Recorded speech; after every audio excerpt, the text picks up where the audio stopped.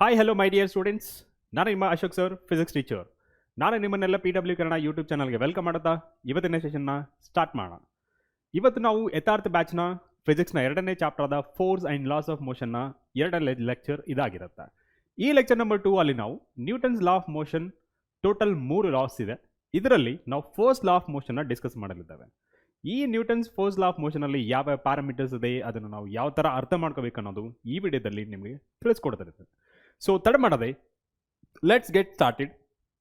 So content wise ನೋಡೋದಾದರೆ first law of motion ಅಂದರೆ ತಿಳ್ಕೊತೀವಿ.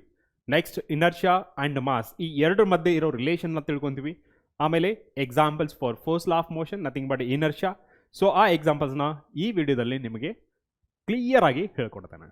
Okay, so ನಮಗೆ ಆಲ್ರೆಡಿ ನಾವು ಫಸ್ಟ್ ಚಾಪ್ಟರ್ ಮುಗಿಸಿರೋದ್ರಿಂದ ಓಕೆ ನಮಗೆ state of rest, state of motion ಮತ್ತು ಫೋರ್ಸ್ ಬಗ್ಗೆ ಐಡಿಯಾ ಇದ್ದೇ ಇದೆ. ಓಕೆ, ಇಲ್ಲಿ ಏನಾಗುತ್ತೆ ಅಂತಂದರೆ ಒಂದು ಸೈಕಲ್, ಓಕೆ ಸಪೋಸ್ ನಾನು ಸೈಕಲ್ ಓಡಿಸ್ತಿದ್ದೀನಿ ಅಂದ್ಕೊಳ್ಳಿ. ನಾನು ಆ ಸೈಕಲ್ನ ಮೂವ್ ಮಾಡೋಕ್ಕೆ ನಾನು ಪ್ಯಾಡಲ್ ಮಾಡಬೇಕು. ಓಕೆ, ಪ್ಯಾಡ್ಲಿಂಗ್ ಮಾಡಿದಷ್ಟು ಅದು ಹೋಗ್ತಾ ಇರುತ್ತೆ. ಸೊ ನಾನು ಸ್ಟಾಪ್ ಮಾಡಿದ್ರೆ ಅದು come to the rest after some time ಅಲ್ವಾ. ಸೊ ಅದೇ ರೀತಿ ಇಲ್ಲಿ ಆ ಸೈಕಲ್ ಮೂವ್ ಆಗಬೇಕಂದ್ರೆ ನಾನು ಪೆಡಲ್ ಮೇಲೆ ಕಾಲಿಟ್ಟು ಅದ್ರ ಮೇಲೆ ಫೋರ್ಸ್ ಅಪ್ಲೈ ಮಾಡಿದ್ರೆ ಸೈಕಲ್ ಮೂವ್ ಆಗುತ್ತೆ. ಅದೇ ರೀತಿ ಪೆಟ್ರೋಲ್ ಕಾರ್ ಅಥವಾ ಡೀಸೆಲ್ ಕಾರ್ ತೊಗೊಂಡ್ರೆ ಅದು ಮೂವ್ ಆಗಬೇಕಂದ್ರೆ ಆ ಪೆಟ್ರೋಲ್ ಇಂಜನ್ ಅಥವಾ ಡೀಸೆಲ್ ಇಂಜನ್ ಫೋರ್ಸ್ನ ತಗೊಳುತ್ತೆ. ಓಕೆ, ಫೋರ್ಸ್ನ ಕೊಡುತ್ತೆ ಯಾವುದಕ್ಕೆ, ಕಾರ್ಗೆ ಮೂವ್ ಆಗೋಕ್ಕೆ.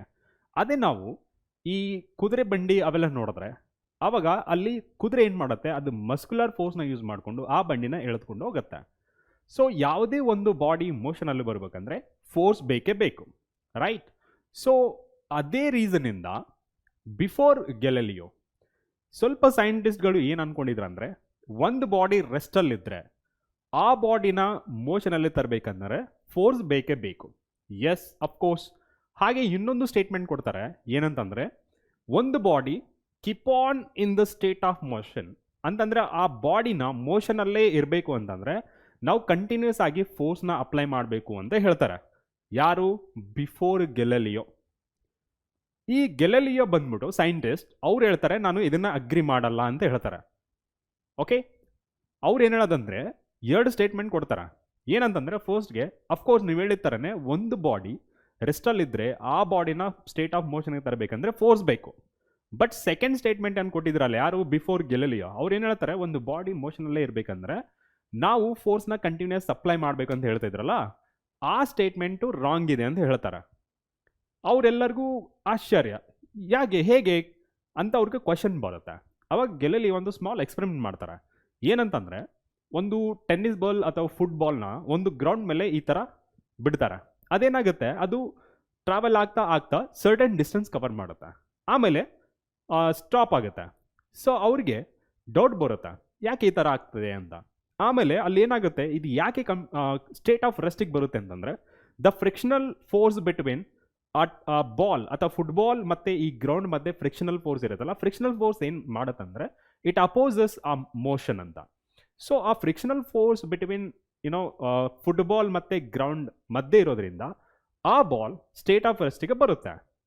ಇವ್ರು ಏನು ಮಾಡ್ತಾರೆ, ಇನ್ನೊಂದು ಸಿನಾರಿಯೋದಲ್ಲಿ ಆ ಬಾಡಿ ಮಧ್ಯೆ ಅಂದರೆ ಆ ಬಾಲ್ ಮತ್ತು ಗ್ರೌಂಡ್ ಮಧ್ಯೆ ಇರೋ ಫ್ರಿಕ್ಷನ್ನ ಕಮ್ಮಿ ಮಾಡ್ತಾರೆ.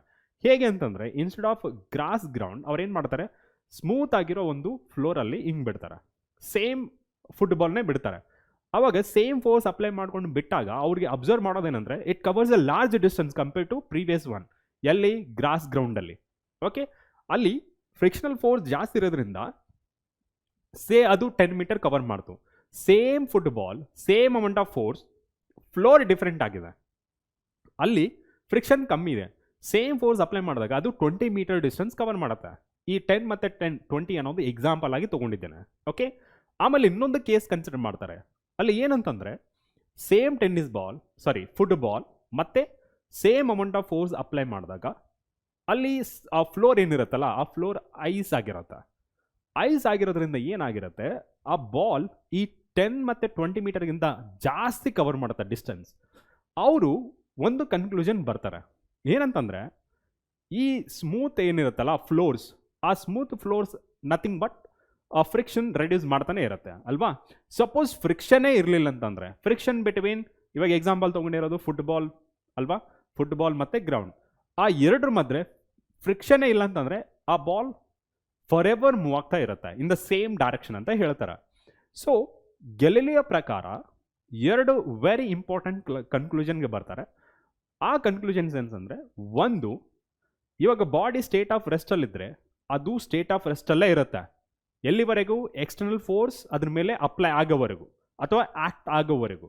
ಇನ್ನೊಂದು ಸ್ಟೇಟ್ಮೆಂಟ್ ಕೊಡ್ತಾರೆ, if the body is in the state of motion, ಒಂದು ವೇಳೆ ಬಾಡಿ ಸ್ಟೇಟ್ ಆಫ್ ಮೋಷನಲ್ಲಿದ್ದರೆ ಅದು ಮೂವ್ ಆಗ್ತಿದ್ರೆ ಫಾರ್ ಎವರ್ ಮೂವ್ ಆಗ್ತಾನೆ ಇರುತ್ತೆ ಅಂತ ಹೇಳ್ತಾರೆ, unless external force act on it.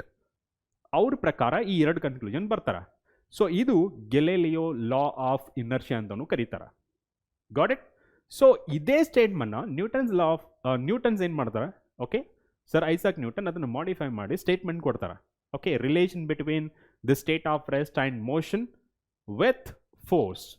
ಅವರು ಸ್ಟೇಟ್ಮೆಂಟ್ ಕೊಡ್ತಾರೆ ಏನಂತಂದರೆ, according to Newton's first law ಏನು ಹೇಳ್ತಾರೆ ಅಂದರೆ, if the body if it is in state of rest it will remain in the state of rest.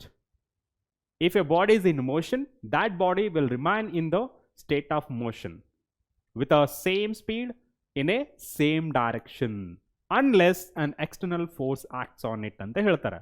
ಏನಿದ್ರ ಅರ್ಥ, ಒಂದು ಬಾಡಿ ರೆಸ್ಟಲ್ಲಿದ್ದರೆ ಅದು ರೆಸ್ಟಲ್ಲೇ ಇರುತ್ತೆ, ಒಂದು ಬಾಡಿ ಮೋಷನಲ್ಲಿದ್ದರೆ ಆ ಬಾಡಿ ಮೋಷನಲ್ಲೇ ಇರುತ್ತೆ. ಎರಡು ಟರ್ಮ್ ಕೊಡ್ತಾನೆ ಅಂದರೆ same speed and same direction ಅಂತ, ಯೂನಿಫಾರ್ಮ್ ವೆಲಾಸಿಟಿ ಅಂತಲೂ ಕರಿಬೋದು. Okay, so unless external force act on it ಅಂತ ಹೇಳ್ತಾರೆ. This is force law of motion. Okay, ಅದನ್ನು ಯಾವ ಥರ ಬರಿಬೋದು? According to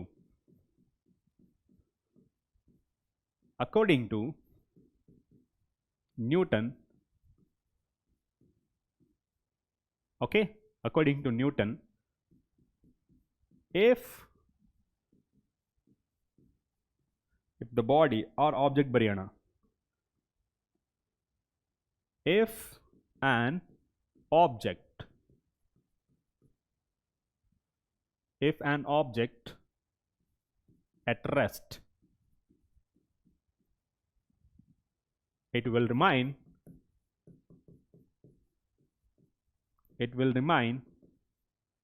in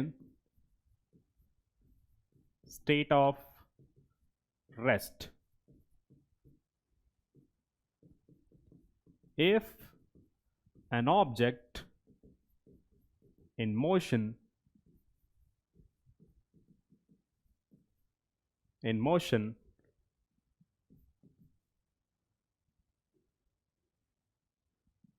it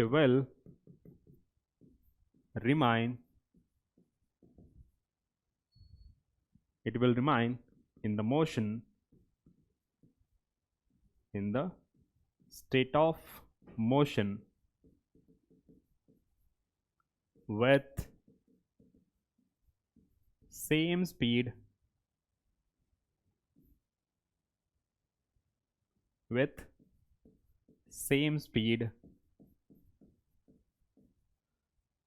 in same direction unless an external force acts on it. ಈ ಸ್ಟೇಟ್ಮೆಂಟ್ನ ಅವ್ರು ಕೊಡ್ತಾರೆ, ಯಾರು? ನ್ಯೂಟನ್. ಇದು ಯಾವುದರಿಂದ ಯೂಸ್ ಮಾಡ್ಕೊಂಡಿದ್ದಾರೆ? ಗೆಲಿಲಿಯೋ ಲಾ ಆಫ್ ಇನರ್ಷಿಯಾದಿಂದ. Got it? ಸೊ ಈ ನ್ಯೂಟನ್ಸ್ ಫಸ್ಟ್ ಲಾದಿಂದ ನಾವೇನೇನು ಕಲಿಬೋದು? ಇಲ್ಲಿ ನಾವು ಕ್ವಾಲಿಟೇಟಿವ್ ಆಗಿ ನಾವು ಡೆಫಿನೇಷನ್ ಆಫ್ ಇನರ್ಷಿಯಾ ಮತ್ತು ಡೆಫಿನೇಷನ್ ಆಫ್ ಫೋರ್ಸ್ನ ಕಲಿಬೋದು. ಹೇಗೆ? Unless an external force acts on it. ಅಂದರೆ ನಾವು ಫೋರ್ಸ್ನ ಡಿಫೈನ್ ಮಾಡುವಾಗ ಹೇಗೆ ಡಿಫೈನ್ ಮಾಡಿದ್ವಿ? Force is a push or pull, okay, which can change either its size or shape or state of rest or state of motion ಅಂತ ಹೇಳಿದ್ವಿ. ಆಗ್ತಿದೆ ತಾನೆ? Definition of force. ಇನ್ನೊಂದು ಡೆಫಿನೇಷನ್ ಆಫ್ ಇನರ್ಷಿಯಾ ಅಂತ. Definition of inertia ಅಂದರೆ ನೋಡೋಣ. Okay, so ಇಲ್ಲಿ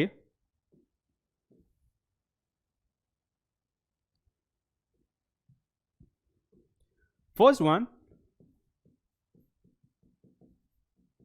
definition of inertia and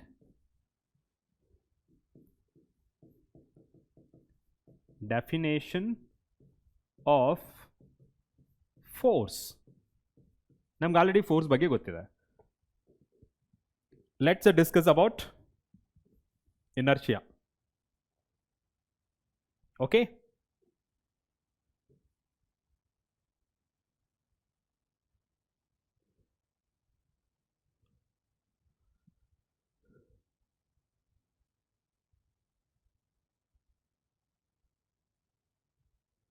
Okay.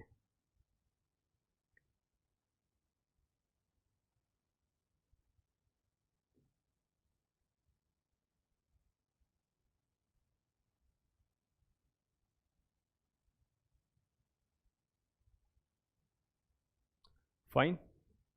ಮೇಲೆ ಹೋಗ್ತದೆ.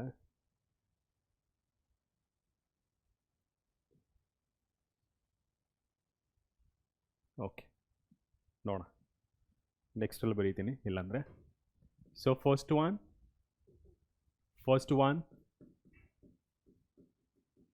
Definition of inertia and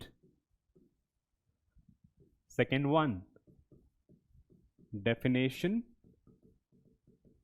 of force. Okay,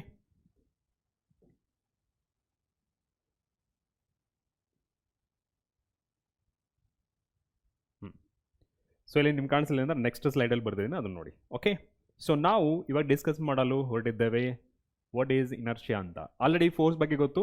so without wasting time let's move on to inertia topic. So inertia ಅಂತಂದ್ರೇನು? Newton's law of ಪ್ರಕಾರ, that is first law of Newton ಪ್ರಕಾರ ಏನಂತ ಹೇಳ್ತಾರೆ ಅಂತಂದರೆ, if it is in state of rest it will remain in the state of rest. Suppose body ಮೋಷನಲ್ಲಿದ್ದರೆ ಆ body ಮೋಷನಲ್ಲೇ ಇರುತ್ತೆ unless an external force applied on it or act on it ಅಂತ ಹೇಳ್ತಾರೆ. ಬಟ್ ಈ ಇನರ್ಷಿಯಾ ಅಂತಂದ್ರೇನು? Oppose. Okay, simple ವರ್ಡಲ್ಲಿ ಇರ್ಬೇಕಂದ್ರೆ ಅಪೋಸ್. ಅದು ರೆಸ್ಟಲ್ಲಿದ್ದರೆ ರೆಸ್ಟಲ್ಲೇ ಇರೋಕ್ಕೆ ಟ್ರೈ ಮಾಡುತ್ತೆ, ಮೋಷನ್ಗೆ ಬರೋಕ್ಕಾಗಲ್ಲ. ಸಪೋಸ್ ಅದು ಬಾಡಿ ಮೋಷನಲ್ಲಿದ್ದರೆ ಮೋಷನಲ್ಲೇ ಇರೋಕ್ಕೆ ಟ್ರೈ ಮಾಡುತ್ತೆ, ಸ್ಟೇಟ್ ಆಫ್ ರೆಸ್ಟಿಗೆ ಬರೋಕ್ಕೆ ಇಷ್ಟಪಡಲ್ಲ. So that is the meaning of inertia. So ಇದು ಡೆಫಿನೇಷನ್ ವೈಸ್ ಯಾವ ಥರ ಬರಿಬೋದು ನೋಡಿ. Inertia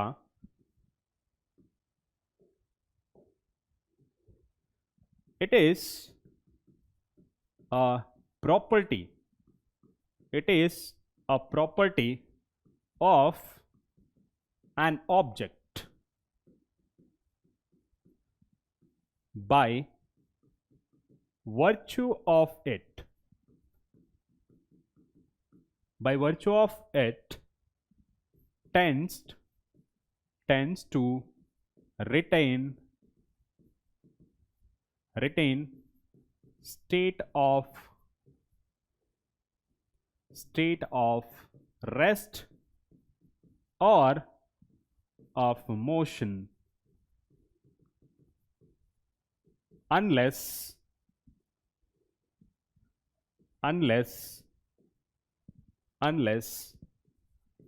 an external force acts on it. So this is the definition. ಏನಂತ ಹೇಳುತ್ತೆ ನೋಡಿ. It is the property of an object. ಇದು ಇಂಟರ್ನಲ್ ಪ್ರಾಪರ್ಟಿ, ಇನರೆಂಟ್ ಪ್ರಾಪರ್ಟಿ ಅಂತಲೂ ಕರೀತಾರೆ. Okay, inherent property of a object.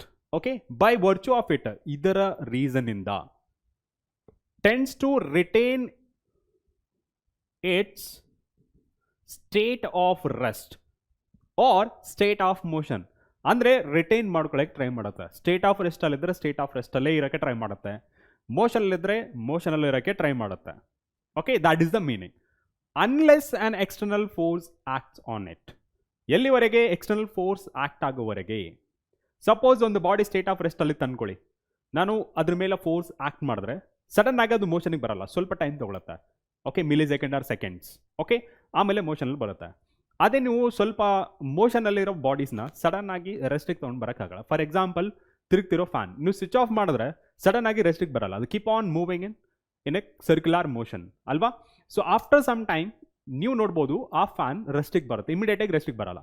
ಅದೇ ರೀತಿ ನೀವು ಸ್ವಿಚ್ ಆನ್ ಮಾಡಿದಾಗ, ರೆಸ್ಟಲ್ಲಿದ್ದರೆ ಸ್ವಿಚ್ ಆನ್ ಮಾಡಿದಾಗ ಫ್ಯಾನ್ ಸಡನ್ನಾಗಿ ರೊಟೇಟ್ ಆಗಲ್ಲ, ಟಗ್ ಅಂತ ಸೌಂಡ್ ಬರುತ್ತೆ ಸ್ಟಾರ್ಟಿಂಗಲ್ಲಿ, ಆಮೇಲೆ ನಿಧಾನವಾಗಿ ತಿರುಗುತ್ತೆ, ಆಮೇಲೆ ಸ್ಪೀಡ್ ಆಗ್ತಾ ಹೋಗುತ್ತೆ. ಸೊ ಏನು ಇದ್ರ ರೀಸನ್ ಅಂತಂದರೆ it is due to inertia. Okay, ರೆಸ್ಟಲ್ಲಿದ್ದರೆ ರೆಸ್ಟಲ್ಲಿರೋಕ್ಕೆ ಟ್ರೈ ಮಾಡುತ್ತೆ, ಮೋಷನಲ್ಲಿದ್ದರೆ ಮೋಷನಲ್ಲಿರೋಕ್ಕೆ ಟ್ರೈ ಮಾಡುತ್ತೆ. ಈ ಪ್ರಾಪರ್ಟಿನ ನಾವು ಇನರ್ಷಿಯಾ ಆಫ್ ಬಾಡಿ ಅಂತ ಕರಿತೀವಿ, ಅಥವಾ ಇನರ್ಷಿಯಾ ಆಫ್ ಆನ್ ಆಬ್ಜೆಕ್ಟ್ ಅಂತಲೂ ಕರಿತೀವಿ. Got it? ನಾವ್ ಮಾಸ್ ಆ್ಯಂಡ್ ಇನರ್ಷಿಯಾ. ಇಲ್ಲಿ ಮಾಸ್ ಆ್ಯಂಡ್ ಇನರ್ಷಿಯಾ ರಿಲೇಷನ್ ಏನು? ಇನರ್ಷಿಯಾ ಫಾರ್ ಎಕ್ಸಾಂಪಲ್, ಒಂದು ಎಕ್ಸಾಂಪಲ್ ಹೇಳ್ಬೇಕಂದ್ರೆ, ಒಂದು 5 kg ಬಾಡಿ ಇದೆ, ಇನ್ನೊಂದು 10 kg ಬಾಡಿ ಇದೆ. ಓಕೆ, ನೀವು ಈ ಎರಡು ಬಾಡಿನ ಮೂವ್ ಮಾಡೋಕ್ಕೆ ಎಷ್ಟು ಫೋರ್ಸ್ ಯೂಸ್ ಮಾಡ್ತೀರಾ? ಸೇಮ್ ಫೋರ್ಸಾ, ಡಿಫ್ರೆಂಟ್ ಫೋರ್ಸಾ? ಥಿಂಕ್ ಮಾಡಿ. ಒಂದು 5 kg ಇದೆ, ಇನ್ನೊಂದು 10 kg ಇದೆ, ಅದನ್ನು ಮೂವ್ ಮಾಡಬೇಕು, ಸ್ಟೇಟ್ ಆಫ್ ಮೋಷನಿಗೆ ತರಬೇಕು. ಯಾವ ಕೇಸಲ್ಲಿ ನಿಮಗೆ ಆ ಫೋರ್ಸ್ ಜಾಸ್ತಿ ರಿಕ್ವೈರ್ಡ್ ಆಗುತ್ತೆ? ಸೊ ಜನರಲಿ ಯಾವ ಮಾಸ್ ಜಾಸ್ತಿ ಇರುತ್ತೆ ಅಲ್ಲಿ ನೀವು ಎಕ್ಸ್ಟ್ರಾ ಫೋರ್ಸ್ ಯೂಸ್ ಮಾಡಬೇಕಾಗತ್ತೆ. ಅದೇ ಕಮ್ಮಿ ಮಾಸ್ ಇದ್ದರೆ ಕಮ್ಮಿ ಫೋರ್ಸ್ ಯೂಸ್ ಮಾಡಬೇಕಾಗತ್ತೆ. So we are talking about a force, right? Newton's law of motion, force ಬಗ್ಗೆನೇ ಡಿಸ್ಕಸ್ ಮಾಡ್ತಾ ಇದ್ವಿ. ಇಲ್ಲಿ ಕಮ್ಮಿ ಮಾಸ್ ಇದ್ದರೆ ಕಮ್ಮಿ ಫೋರ್ಸ್ ಅಪ್ಲೈ ಮಾಡೋದು, ಜಾಸ್ತಿ ಮಾಸ್ ಇದ್ದರೆ ಜಾಸ್ತಿ ಫೋರ್ಸ್ ಅಪ್ಲೈ ಮಾಡೋದು. ಯಾಕೆ ಅಂದರೆ ಈ ಎರಡು body, mass 10 kg, mass 5 kg, both are at rest. ನಾನು ಆ ಎರಡು ಬಾಡಿನ ಮೋಷನ್ಗೆ ತರಬೇಕಂದ್ರೆ ಈ 10 ಮಾಸ್ kg ಏನಿದೆಯಲ್ಲ, 10 kg ಮಾಸ್ ಏನಿದೆಯಲ್ಲ, ಅದಕ್ಕೆ ಜಾಸ್ತಿ ಫೋರ್ಸ್ ಬೇಕಾಗುತ್ತೆ. ಯಾಕೆಂದರೆ ಇನರ್ಷಿಯಾ ಈಸ್ ಮೋರ್. ಅಂದರೆ ಈ 5 kg ಕಂಪೇರ್ ಮಾಡಿದ್ರೆ ಈ 10 kg ಜಾಸ್ತಿ ಫೋರ್ಸ್ ಅಪ್ಲೈ ಮಾಡಿ ಅದನ್ನು ಮೋಷನಲ್ಲಿ ತರಬೇಕಾಗತ್ತೆ. ಸೊ ಅದೇ ಕಮ್ಮಿ ಮಾಸ್ ಇದ್ದರೆ ಕಮ್ಮಿ ಫೋರ್ಸ್ ಬೇಕಾಗತ್ತೆ ಮೋಷನಲ್ಲಿ ತರಬೇಕಂದ್ರೆ. ಅದೇ ನೀವು ನಾರ್ಮಲ್ ಆಗಿ ಸ್ಪೀಡಾಗಿ ಹೋಗ್ತಿರ್ತಾರೆ ಅಂದ್ಕೊಳ್ಳಿ. ಓಕೆ, ಸೊ ಒಂದು ಎಗೇನ್ 10 kg ಬಾಲ್ ಮತ್ತು 5 kg ಬಾಲ್ ಅಂದ್ಕೊಳ್ಳಿ. ಓಕೆ, ನೀವು ಅದನ್ನು ಸ್ಟಾಪ್ ಮಾಡಬೇಕು, ಎರಡನ್ನೂ ಸ್ಟೇಟ್ ಆಫ್ ರೆಸ್ಟಿಗೆ ತರಬೇಕು. ಯಾವುದಕ್ಕೆ ಜಾಸ್ತಿ ಫೋರ್ಸ್ ಅಪ್ಲೈ ಮಾಡ್ತೀರಾ? ಡೆಫಿನೆಟ್ಲಿ ಓಕೆ, ಅದು 10 kg 5 kg ಬೇಡ ಅಂದ್ಕೊಳ್ಳಿ. ನಾರ್ಮಲ್ ಆಗಿ ಟೆನ್ನಿಸ್ ಬಾಲ್ ಮತ್ತು ಸ್ಟಂಪರ್ ಬಾಲ್ ಅಂತ ಬರುತ್ತೆ. ಓಕೆ, ಟೆನ್ನಿಸ್ ಬಾಲ್ಗೆ ಮತ್ತು ಸ್ಟಂಪರ್ ಬಾಲ್ಗೆ ಎರಡನ್ನೂ ಸ್ಟೇಟ್ ಆಫ್ ರೆಸ್ಟಿಗೆ ತರಬೇಕಂತಂದರೆ ಏನು ಮಾಡ್ತೀರಾ? ಇಲ್ಲಿ ಸ್ಟಂಪರ್ ಬಾಲ್ ಮಾಸ್ ಜಾಸ್ತಿ ಇರುತ್ತೆ ಯಾವುದಿಗೆ? ಟೆನ್ನಿಸ್ ಬಾಲ್ ಕಂಪೇರ್ ಮಾಡಿದ್ರೆ. ಓಕೆ ಓಕೆ, ಇಲ್ಲಿ ಸ್ಟಂಪರ್ ಬಾಲ್ ಜಾಸ್ತಿ ಇರೋದ್ರಿಂದ, ಮಾಸ್ ಜಾಸ್ತಿ ಇರೋದ್ರಿಂದ ಇದ್ರ ಮೇಲೆ ಫೋರ್ಸ್ ಜಾಸ್ತಿ ಆ್ಯಕ್ಟ್ ಮಾಡ್ತೀರಾ. ಈ ಟೆನ್ನಿಸ್ ಬಾಲ್ ಮಾಸ್ ಕಮ್ಮಿ ಆಗಿರೋದ್ರಿಂದ ನೀವು ಕಮ್ಮಿ ಫೋರ್ಸ್ನ ಅಪ್ಲೈ ಮಾಡ್ತೀರಾ. ಅಂದರೆ it required less effort to bring lighter body to state of rest. Okay, so ಈ ಎರಡು ರಿಲೇಷನ್ ಅಂದರೆ more the mass, more is the inertia, lesser is the mass, less will be the inertia. Okay, they are directly proportional. So ಇಲ್ಲಿ ನಾನು ಏನು ಹೇಳ್ಬೋದು ಅಂತಂದರೆ,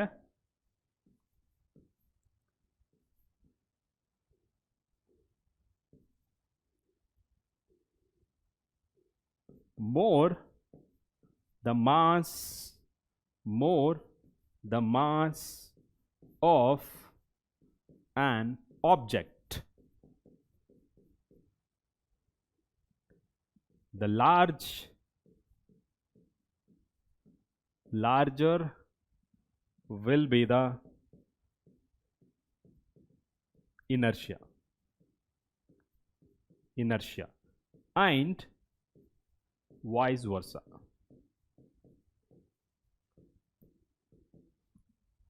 ಅರ್ಥ ಆಯ್ತಾ? ಜಾಸ್ತಿ ಮಾಸ್ ಇದ್ರೆ ಜಾಸ್ತಿ ಇನರ್ಷಿಯಾ ಅಂತ ಅರ್ಥ, ಕಮ್ಮಿ ಮಾಸ್ ಇದ್ರೆ ಕಮ್ಮಿ ಇನರ್ಷಿಯಾ ಅಂತ ಅರ್ಥ. ಒಂದು 2 ಬಕೆಟ್ ತಗೊಳ್ಳಿ, ಒಂದು ಫಿಲ್ಡ್ ವಿತ್ ವಾಟರ್, ಇನ್ನೊಂದು ಖಾಲಿ. ಸೊ ಎರಡು ಫ್ಲೋರ್ ಮೇಲಿದೆ, ನೀನು ಸ್ಟೇಟ್ ಆಫ್ ಮೋಷನಲ್ಲಿ ತರಬೇಕು ಅಂದರೆ ಈ ಥರ ಮೇಲೆ ಎತ್ತಬೇಕು. ಯಾವ್ದಿಗೆ ಜಾಸ್ತಿ ಫೋರ್ಸ್ ಅಪ್ಲೈ ಮಾಡ್ತೀಯಾ? ನೀರೆದ್ದದ ಬಕೆಟಿಗೆ ತಾನೆ. So you required lot of force to bring that bucket with water compare to empty ಬಕೆಟ್ನ ಕಂಪೇರ್ ಮಾಡಿದ್ರೆ ವಾಟರ್ ಇರೋ ಬಕೆಟ್ಗೆ ಫೋರ್ಸ್ ಜಾಸ್ತಿ ಬೇಕಾಗತ್ತೆ. ಓಕೆ, ಸೊ ಇದನ್ನು ನಾವು ಇನರ್ಷಿಯಾ ಅಂತ ಕರಿತೀವಿ. Got it? Now this is the relation between mass and inertia. ನಾವು so types of inertia. So ಇಲ್ಲಿ ಟೈಪ್ಸ್ ಆಫ್ ಇನರ್ಷಿಯಾ ಅಂದ ತಕ್ಷಣ ನಮಗೆ ಆ್ಯಕ್ಚುಲಿ ಟೋಟಲ್ 3 ಇದೆ, ಬಟ್ ಸಿಲೆಬಸ್ಗೆ 2 ಇರೋದು. ಸೊ ಅದರಿಂದ ನಾನು ಇಲ್ಲಿ ಟೈಪ್ಸ್ ಅಂತ ಬರೆದಾಗ 3 ಬರೀತೀನಿ, ಬಟ್ ಎಕ್ಸ್ಪ್ಲನೇಷನ್ 2 ಸಾಕು. Okay, inertia. First one, inertia of rest Okay, second one, inertia of motion, and the third one, inertia of direction. Inertia of direction. ನಿಮ್ಮ ಸಿಲೆಬಸ್ ಇರೋದು ಎರಡು. Okay, now so let's move on to the in detail explanation of types of inertia. Inertia of rest. Inertia of rest ಅಂತಂದ್ರೇನು? The body, or if an object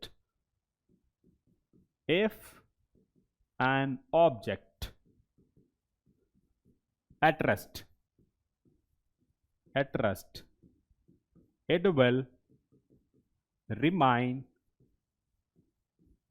remain in the state of rest unless an external force act on it. This is called inertia of rest. Okay, ಅದು ರೆಸ್ಟಲ್ಲಿದೆ, ರೆಸ್ಟಲ್ಲಿ ಇರೋಕ್ಕೆ try ಮಾಡುತ್ತೆ. Okay, even if you apply a force, okay, ಸ್ವಲ್ಪ ಜಾಸ್ತಿ force apply ಮಾಡಿದ್ರೆ ಅವಾಗ ಮೋಷನಲ್ಲಿ ಬರುತ್ತೆ. Okay, ಅರ್ಥ ಆಗ್ತಿದೆನಾ? ನೆಕ್ಸ್ಟ್ ಎಕ್ಸಾಂಪಲ್ ನೋಡೋಣ. ಫಸ್ಟ್ ಎಕ್ಸಾಂಪಲ್ ನೀವು ನೋಡ್ಬೋದು. When a train suddenly starts moving forward, the passenger standing in compartments tends to fall backward. ನೀವು ಬಸ್ಸಲ್ಲಿ ಆಗಿರ್ಬೋದು ಅಥವಾ ಟ್ರೈನಲ್ಲಿ ಆಗಿರ್ಬೋದು, ಓಕೆ, ಸ್ಟಾಪಲ್ಲೇ ನಿಂತ್ಕೊಂಡಿರುತ್ತೆ. ಓಕೆ, ಪ್ಲಾಟ್ಫಾರ್ಮಲ್ಲೇ ಅಥವಾ ಸ್ಟಾಪಲ್ಲೇ ನಿಂತ್ಕೊಂಡಿರುತ್ತೆ ಅಂದ್ಕೊಳ್ಳಿ. ಓಕೆ, ಸಡನ್ ಆಗಿ ಮೂವ್ ಫಾರ್ವರ್ಡ್ ಆದರೆ ಟ್ರೈನ್ ಮೂವ್ ಆಗುತ್ತೆ ಅಥವಾ ಬಸ್ ಮೂವ್ ಆಗುತ್ತೆ, ಅವಾಗ ಏನು ಮಾಡ್ತಾರೆ, ನೀವು ಹಿಡ್ಕೊಂಡು ನಿಂತಿರ್ತಾರೆ. ಬಸ್ಸಲ್ಲಾದರೆ ಹಿಡ್ಕೊಂಡು ನಿಂತಿರ್ತೀರ. ಓಕೆ, ಸಪೋಸ್ ಟ್ರೈನಲ್ಲಿ ನಿಂತ್ಕೊಂಡಿದ್ರೆ ನೀವು ಹಿಂದೆ ಹೋಗ್ತೀರಾ. ಯಾಕೆ? ನಿಮ್ಮ ಕಾಲು ಏನಿದೆಯಲ್ಲ, ಪಾದ, ಅದೇನಾಗಿರುತ್ತೆ, ಟ್ರೈನ್ ಕಂಪಾರ್ಟ್ಮೆಂಟ್ ಇದೆಯಲ್ಲ ಅದಕ್ಕೆ ಕಾಂಟ್ಯಾಕ್ಟಲ್ಲಿರುತ್ತೆ. ಅಂದರೆ ಲೋವರ್ ಬಾಡಿ ಏನಿರುತ್ತಲ್ಲ, ನಿಮ್ಮ ಬಾಡಿ ಲೋವರ್ ಬಾಡಿ ಆ ಕಂಪಾರ್ಟ್ಮೆಂಟಿಗೆ ಕಾಂಟ್ಯಾಕ್ಟಲ್ಲಿರೋದ್ರಿಂದ ನಿಮ್ಮ lower body move forward. But ಈ ಅಪ್ಪರ್ ಬಾಡಿ ಏನಿದೆಯಲ್ಲ ಕಾಂಟ್ಯಾಕ್ಟಲ್ಲಿರಲ್ಲ. ಸೊ ಅದರಿಂದ ಈ ಅಪ್ಪರ್ ಪಾರ್ಟ್ ಏನಾಗಿರುತ್ತೆ, ರೆಸ್ಟಲ್ಲಿರೋಕ್ಕೆ ಟ್ರೈ ಮಾಡುತ್ತೆ. ಅದಕ್ಕೆ ನೀವು ಈ ಕೆಳಗಡೆ ಇರೋ ಪಾರ್ಟ್ ಮುಂದೆ ಹೋಗುತ್ತೆ, ಈ ಮೇಲ್ಗಡೆ ಇರೋ ಪಾರ್ಟ್ ಸ್ಟೇಟ್ ಆಫ್ ರೆಸ್ಟಲ್ಲೇ ಇರೋದ್ರಿಂದ ನೀವು ಬ್ಯಾಕ್ವರ್ಡ್ಗೆ ಫಾಲ್ ಆಗ್ತೀರಾ, ಹಿಂದ್ಗಡೆ ಬೀಳ್ತೀರಾ. ಅದೇ ಸಪೋಸ್ ಟ್ರೈನ್ ಹಿಂದ್ಗಡೆ ಹೋಯ್ತು ಅಂದ್ಕೊಳ್ಳಿ ಅಥವಾ ಬಸ್ ಹಿಂದ್ಗಡೆ ಬಂತು ಅಂದ್ಕೊಳ್ಳಿ, ನೀವು ಮೂವ್ ಫಾರ್ವರ್ಡ್ ಆಗ್ತೀರಾ, ಈ ಥರ ಲೀನ್ ಆಗ್ತೀರಾ ಮುಂದ್ಗಡೆ. ಓಕೆ, ಅರ್ಥ ಆಗ್ತೀನಿ? ಅಪೋಸಿಟ್ ಡೈರೆಕ್ಷನಲ್ಲಿ ಆಗುತ್ತೆ. ಸೊ ಸಪೋಸ್ ಬಸ್ ಮುಂದೆ ಹೋದರೆ ನೀವು ಹಿಂದ್ಗಡೆ ವಾಲ್ತೀರಾ, ಅದೇ ಬಸ್ ಹಿಂದ್ಗಡೆ ಬಂದರೆ ನೀವು ಮುಂದ್ಗಡೆ ವಾಲ್ತೀರಾ. So that means state of rest. Okay, ಇದನ್ನು ನಾವು ಇಲ್ಲಿ ಕಂಪ್ಲೀಟ್ ಬಾಡಿ ಮೂವ್ ಆಗ್ತಿಲ್ಲ. ಸೊ ಲೋವರ್ ಪಾರ್ಟ್ ಬಾಡಿಯ ಮಾತ್ರ ಮೂವ್ ಆಗ್ತಿದೆ, ಅಪ್ಪರ್ ಪಾರ್ಟ್ ಬಾಡಿ ಅಪೋಸಿಟ್ ಡೈರೆಕ್ಷನಲ್ಲಿ ಮೂವ್ ಆಗ್ತಿದೆ. ಸೊ ನಾವು ಇದನ್ನೇ ಇನರ್ಷಿಯಾ ಆಫ್ ರೆಸ್ಟ್ ಅಂತ ಹೇಳೋದು. Got it? ಸೊ ನಾವು next one, when a hanging carpet is beaten with a stick.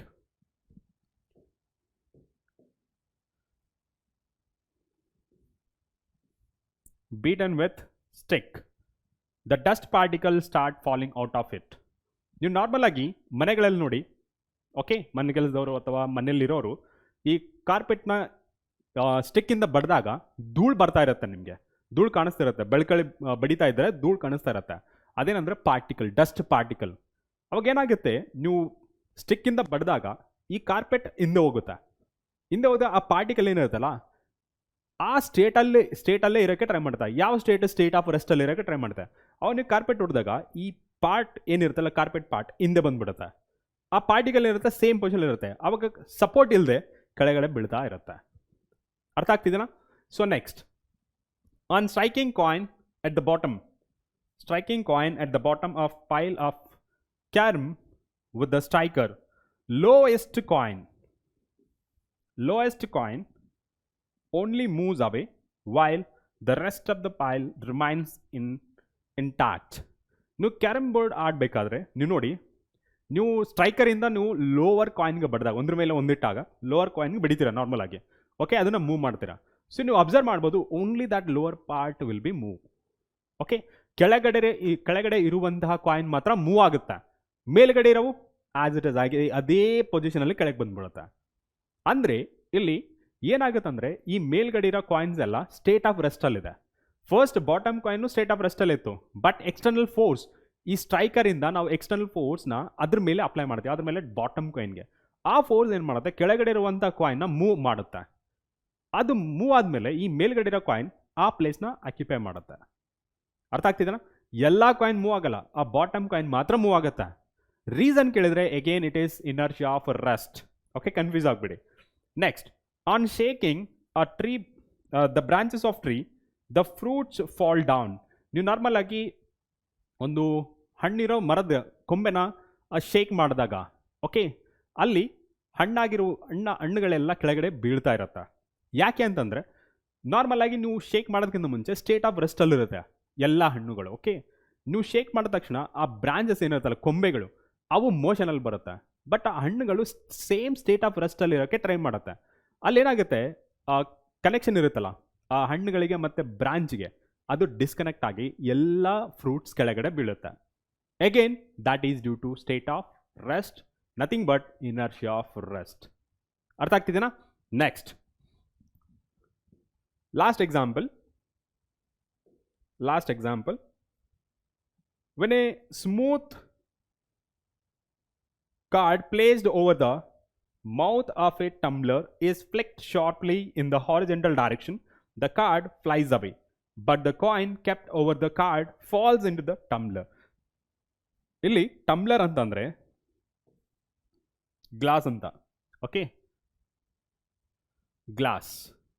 So glass ಮೇಲೆ ಈ ನಾರ್ಮಲ್ ಆಗಿ ಕಾರ್ಡ್ಸ್ ಇರುತ್ತಲ್ಲ, ನಾರ್ಮಲ್ ಆಗಿ ಯಾವುದು ಸ್ಪೆಡ್ ಕಾರ್ಡ್ ಅಂತೀವಿ. ಸೊ ಅದ್ರ ಮೇಲೆ ಇಟ್ಟಾಗ ನೀವು ಕೆಳಗೆ ಜಸ್ಟ್ ಹಾರಿಜೆಂಟಲ್ ಆಗಿ ಫ್ಲಿಕ್ ಮಾಡಿ ಅಂದರೆ ಅದಕ್ಕೆ ನಾರ್ಮಲ್ ಆಗಿ ಕೇರ ಮಾಡ್ತಿರಲ್ಲ ಆ ಥರ ಬಡೀರಿ. ಓಕೆ, ಅದು ಹೇಗೆ ಅರೇಂಜ್ಮೆಂಟ್ ಮಾಡ್ಬೇಕಂದ್ರೆ, ಒಂದು ಗ್ಲಾಸ್, ಅದರಲ್ಲಿ ನೀರು ತುಂಬಿಸಿಡ್ತಾರೋ ಏನು ತುಂಬಿಸಿಡ್ತಾರೋ ಇಡಿ. ಓಕೆ, ಆಮೇಲೆ ಅದ್ರ ಮೇಲೆ ಈ ನಾರ್ಮಲ್ ಆಗಿ ಕಾರ್ಡ್ನ ಇಡಿ. ಓಕೆ, ಯಾವುದೇ ಕಾರ್ಡ್, ಮದುವೆ ಕಾರ್ಡ್ ಆಗಿರ್ಬೋದು ಅಥವಾ ಸ್ಪೆಡ್ ಕಾರ್ಡ್ ಅಂತಾರಲ್ಲ ಅದನ್ನಾಗಿರ್ಬೋದು. ಅದಾದಮೇಲೆ ಅದ್ರ ಮೇಲೆ ಒಂದು ಕಾಯಿನ್ ಇಡಿ. ಯಾವುದ್ರ ಮೇಲೆ? ಕಾರ್ಡ್ ಮೇಲೆ ಕಾಯಿನ್ ಇಡಿ. ನೆಕ್ಸ್ಟ್ ಏನು ಮಾಡಬೇಕಂದ್ರೆ, ನೀವು ಈ ಹಾರಿಜೆಂಟಲ್ ಡೈರೆಕ್ಷನಲ್ಲಿ ಹೋಗ್ಬೇಕು, ಮೇಲಲ್ಲ, ಹಾರಿಜೆಂಟಲ್ ಡೈರೆಕ್ಷನಲ್ಲಿ ಹೋಗಬೇಕು. ಸೊ ಅವಾಗ ನೀವು ಕಾರ್ಡ್ನ ಫ್ಲಿಕ್ ಮಾಡಿದ್ರೆ, ಕ್ಯಾರಮ್ ಬೋರ್ಡ್ ಥರ ಹೊಡೆದ್ರೆ ಆ ಕಾರ್ಡ್ ಮಾತ್ರ ಮೂವ್ ಆಗಿ ಹೋಗುತ್ತೆ, ಅದು ಹಾರ್ಬಿಡುತ್ತೆ. ಕಾಯಿನ್ ಏನು ಮಾಡುತ್ತೆ, ಆ ಗ್ಲಾಸ್ ಒಳಗೆ ಬೀಳುತ್ತೆ. ನೀವು ನೀರು ತುಂಬಿಟ್ರೆ ಗ್ಲಾಸ್ ಹೊಡೆಯಲ್ಲ. ಓಕೆ, ನೀರು ತುಂಬಿಡಲಿಲ್ಲ ಅಂದರೆ ಏನಾದರೂ ಸಪೋಸ್ ಗ್ಲಾಸ್ ವೀಕ್ ಆಗಿದ್ರೆ ಗ್ಲಾಸ್ ಹೊಡೆದೋಗೋ ಚಾನ್ಸಸ್ ಇರುತ್ತೆ. ಸೊ ಅದರಿಂದ ನೀರು ತುಂಬಿಟ್ರೆ ಒಳ್ಳೇದು. ಓಕೆ, ಸೊ ನೀರಲ್ಲಿ ಬಿದ್ದಾಗ ಯಾವುದೇ ಥರ ಡ್ಯಾಮೇಜ್ ಆಗಲ್ಲ ಗ್ಲಾಸ್ಗೆ.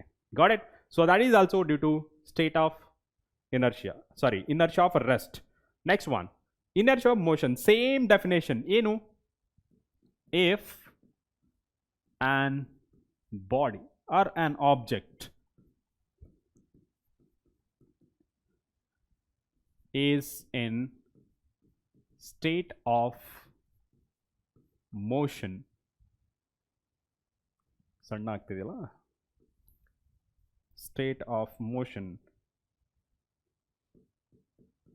if an object is in state of motion,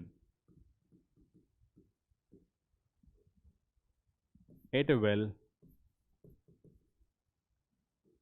will move in a same direction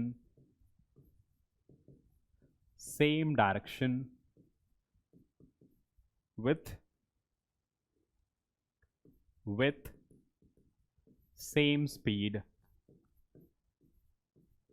same speed unless an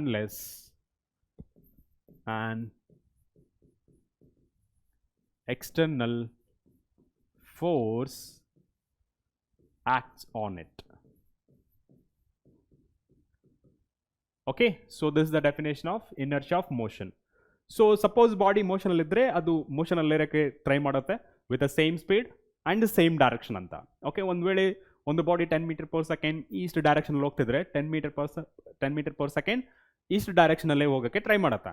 okay, unless an external force acts on it. Suppose force act ಆದರೆ speed ಆದ್ರೆ increase ಆಗುತ್ತೆ ಅಥವಾ direction ಆದ್ರೆ change ಆಗುತ್ತೆ. So that is the meaning of this inertia of motion. Example ನೋಡೋದಾದ್ರೆ ನೀವು ನೋಡ್ಬೋದು. ಫಸ್ಟ್ಗೆ a cyclist riding along a level road ಅಂದರೆ ಹಾರಿಜೆಂಟಲ್ ಆಗಿ does not comes to rest immediately after he or she stops paddling. Suppose ನೀವು cycle ಓಡಿಸ್ತಿದ್ರೆ ಒಂದು ರೋಡಲ್ಲಿ ಹೋಗ್ತಾ ಇರ್ತೀರಾ, ನೀವು ಪ್ಯಾಡಲ್ ಒತ್ತಾ ಇದ್ದರೆ ಅಥವಾ ಪ್ಯಾಡಲ್ ಯೂಸ್ ಮಾಡ್ತಾನೆ ಇದ್ದರೆ ಸೈಕಲ್ ಮೂವ್ ಆಗ್ತಿರುತ್ತೆ. ಒಂದು ಸತಿ ಸ್ಟಾಪ್ ಮಾಡಿದ್ರೆ ಇಮಿಡಿಯೇಟಾಗಿ ಸೈಕಲ್ ಸ್ಟಾಪ್ ಆಗಲ್ಲ. ನೀವು ಅಬ್ಸರ್ವ್ ಮಾಡಿರ್ಬೋದು, ಸ್ವಲ್ಪ ದೂರ ಹೋದ್ಮೇಲೆ ಸ್ಟಾಪ್ ಆಗುತ್ತೆ. ಯಾಕೆ ಅಂತಂದರೆ it is due to inertia of motion. ಅರ್ಥ ಆಯ್ತಾ? Next, when a passenger jumps out of the moving train he falls down. ಈ ಮೂವ್ ಆಗ್ತಿರೋ ವೆಹಿಕಲಿಂದ ನೀವು ಆಚೆ ಜಂಪ್ ಮಾಡಿದ್ರೆ ಅದ್ರ ಮೂಲಕನೇ, ಅಂದರೆ ಸ್ವಲ್ಪ ದೂರ ಓಡ್ತೀರಾ, ಅಥವಾ ಸಪೋಸ್ ನೀವು ಓಡಲಿಲ್ಲ ಅಂದರೆ ಕೆಳಗಡೆ ಬಿದ್ದು ಬಿಡ್ತೀರಾ.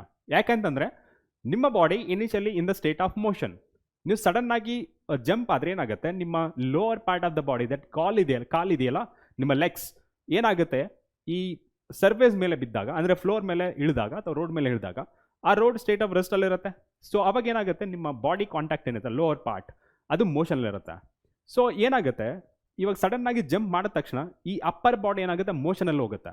ಯಾಕೆಂದರೆ ನೀವು ಜಂಪ್ ಮಾಡ್ತೀರಾ ಯಾವುದರಿಂದ, ಮೋಷನಲ್ಲಿದ್ದಾಗ ನಿಮ್ಮ ಬಾಡಿ ಸಹಿತ ಮೋಷನಲ್ಲೇ ಇರುತ್ತೆ. ನೀವು ಸಡನ್ನಾಗಿ ಜಂಪ್ ಮಾಡಿದ ತಕ್ಷಣ ಈ ಲೋವರ್ ಪಾರ್ಟ್ ಬಾಡಿ ಏನಿದೆಯಲ್ಲ, ಲೆಗ್ಸ್ ಏನಿದೆಯಲ್ಲ, ಸಡನ್ನಾಗಿ ರೆಸ್ಟಿಗೆ ಬಂದುಬಿಡುತ್ತೆ. ಬಟ್ ಅಪ್ಪರ್ ಪಾರ್ಟ್ ಏನಿರುತ್ತೆ ಮೋಷನಲ್ಲೇ ಇರುತ್ತೆ. ಅದರಿಂದ ನೀವು ಮುಂದೆ ಬೀಳೋ ಚಾನ್ಸಸ್ ಇರುತ್ತೆ. ಆ ಥರ ಮುಂದೆ ಬೀಳಬಾರ್ದು ಅಥವಾ ಕೆಳಗೆ ಬೀಳಬಾರ್ದು ಅಂತಂದರೆ ನೀವು ಆ ವೆಹಿಕಲಿಂದ, ಮೂವಿಂಗ್ ವೆಹಿಕಲಿಂದ ಜಂಪ್ ಮಾಡಿದ ತಕ್ಷಣ ಸ್ವಲ್ಪ ದೂರ ಅದ್ರ ಜೊತೆಗೆ ಓಡಬೇಕು. ಓಡಿದ್ರೆ ನೀವು ಬೀಳಲ್ಲ. ಓಡಲಿಲ್ಲ ಅಂತಂದರೆ ಖಂಡಿತ ಬಿದ್ದು ಬೀಳ್ತೀರಾ. That is due to inertia of motion. Okay, so second. Now third one, when a running car stops suddenly the passengers tends to lean forward. Same, ಇವಾಗ ಮೂವ್ ಆಗ್ತಿರುತ್ತೆ, ಓಕೆ, ಸಮ್ ಸ್ಪೀಡ್, ಒಂದು 60-70 ಸ್ಪೀಡಲ್ಲಿ ಹೋಗ್ತಿರೋ ವೆಹಿಕಲ್ ಸಡನ್ನಾಗಿ breaks ಹಾಕಿದ್ರೆ ಏನಾಗುತ್ತೆ, ಎಲ್ಲರೂ ಮುಂದೆ ಈ ಥರ ಬಾಗ್ದಂಗೆ ಆಗುತ್ತೆ. ಓಕೆ, ಯಾಕೆ ಅಂತಂದರೆ that is also due to inertia of motion. Third point. Fourth one, an athlete often runs before taking a long jump. ನೀವು ನೋಡಿ ಸ್ಪೋರ್ಟ್ಸಲ್ಲಿ ಈ ಲಾಂಗ್ ಜಂಪ್ ಮತ್ತು ಹೈ ಜಂಪ್ ಮಾಡೋರು ಸಡನ್ನಾಗಿ ನಿಂತಲ್ಲೇ ಜಂಪ್ ಮಾಡಲ್ಲ, ಸ್ವಲ್ಪ ದೂರದಿಂದ ಓಡ್ ಬಂದು ಜಂಪ್ ಮಾಡ್ತಾರೆ. ಯಾಕಂದರೆ ಅವರು ರನ್ನಿಂಗಲ್ಲಿದ್ದಾಗ ಜಂಪ್ ಮಾಡಿದ ತಕ್ಷಣ ಬಾಡಿ ಏನಾಗುತ್ತೆ ಮೋಷನಲ್ಲಿ ಹೋಗುತ್ತೆ. ಸೊ ಮೋಷನಲ್ಲಿ ಹೋದಾಗ ಅವರು they can cover a large distance ಅಥವಾ ಗ್ರೇಟರ್ ಹೈಟ್ ಅಂತಲೂ ಹೇಳ್ಬೋದು. Okay, so that is also due to inertia of motion. So last one, a ball thrown vertically upward by a person in a moving train comes back to his hand. Okay, ಇಲ್ಲಿ normal ಆಗಿ train ಅಥವಾ ಬಸ್ಸಲ್ಲಿ ಹೋಗ್ತಿರ್ಬೇಕಾದ್ರೆ ನೀವು ಈ ಥರ ಬಾಲ್ನ ಮೇಲ್ಗಡೆ throw ಮಾಡಿ. Okay, ಇವಾಗ ಮೋಷನಲ್ಲಿದೆ ನಮ್ಮ ಟ್ರೈನ್ ಅಥವಾ ಬಸ್, ಈ ಬಾಲ್ ಮೇಲ್ಗಡೆ ಇದೆ, ಅದು ಹಿಂದೆ ಹೋಗಬೇಕು, ಬಟ್ ಹಿಂದೆ ಹೋಗಲ್ಲ, ಸೀದಾ ಮತ್ತೆ ನಿಮ್ಮ ಕೈಯಲ್ಲೇ ಬಂದು ಬೀಳ್ತಾ ಇದೆ. ಅಂದರೆ ನಿಮ್ಮ ಬಾಡಿ ಮೋಷನಲ್ಲಿದ್ದರೆ ಆ ಬಾಲ್ ಸಹಿತ ಮೋಷನಲ್ಲೇ ಇರುತ್ತೆ. ಅರ್ಥ ಆಯ್ತಾ? So all these are example for inertia of motion.